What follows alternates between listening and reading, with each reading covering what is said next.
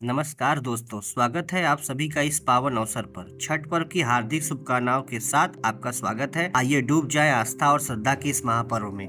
सूर्य की पहली किरण जब धरती पर पड़ती है तो जीवन में एक नई उम्मीद, नई रोशनी और नई ऊर्जा लेकर आती है। और इसी ऊर्जा, इसी प्रकाश, इसी जीवन के स्रोत को समर्पित है भारत का सबसे पवित्र पर्व छठ पूजा। यह सिर्फ एक व्रत नहीं बल्कि आस्था, संयम और शुद्धता का प्रतीक है। चलिए आज हम बात करते हैं कुछ छठ पर्व के महत्व के बारे में। तो सबसे पहले छठ पूजा का भाव और महत्व क्या क्या है, हम इस पे चर्चा करेंगे। 4 दिनों तक चलने वाला यह पर्व सूर्यदेव और छठी मैया की आराधना का उत्सव है। कहा जाता है जो मनुष्य सच्चे भाव से यह व्रत करता है उसके जीवन से दुख और रोग दूर हो जाते हैं और घर में सुख समृद्धि का वास होता है। छठ पूजा में कोई दिखावा नहीं होता, न कोई शोर होता है, न कोई तामझाम होता है। सिर्फ भक्ति, प्रेम और तपस्या। व्रती महिलाएं बिना जल और अन्न के दिन रात तप करती हैं, सिर्फ एक ही उद्देश्य कि सूर्य देव और छठी मैया प्रसन्न हो।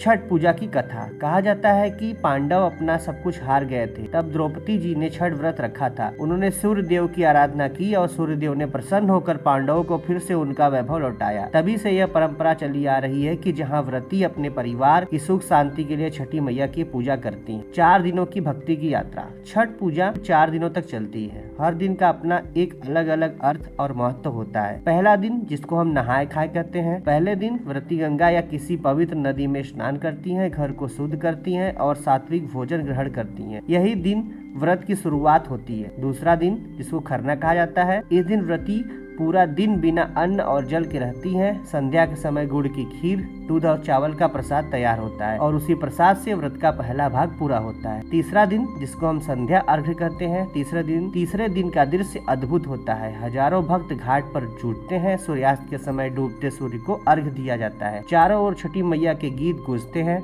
घाट पर दीपक जलते हैं और वातावरण भक्ति में भर उठता है। चौथा दिन, जिसको उषा अर्घ कहते हैं, अंतिम दिन सुबह सुबह उगते हुए सूरज को अर्घ दिया जाता है। यही क्षण होता है जब व्रती की सारी मनोकामनाएं पूरी मानी जाती हैं। यह दृश्य हर दिल को भक्ति और कृतज्ञता से भर देता है। छठ पूजा हमें यह सिखाती है कि जब हम प्रकृति और ईश्वर दोनों का आदर करते हैं तो जीवन में संतुलन आ जाता है। यह पर्व हमें सादगी, संयम और श्रद्धा का अर्थ समझाता है और बताता है कि ईश्वर को भव्यता नहीं, भाव चाहिए। आइए हम सब छठी मैया से यही प्रार्थना करें कि हर घर में सुख, स्वास्थ्य और समृद्धि बनी रहे और सूर्य देव की कृपा हम सब पर सदा बनी रहे। अगर आपको यह वीडियो पसंद आया हो तो लाइक करें, शेयर करें और सब्सक्राइब करें हमारे चैनल को। छठी मैया की कृपा से आपका जीवन भी रोशनी और सुख से भर जाए।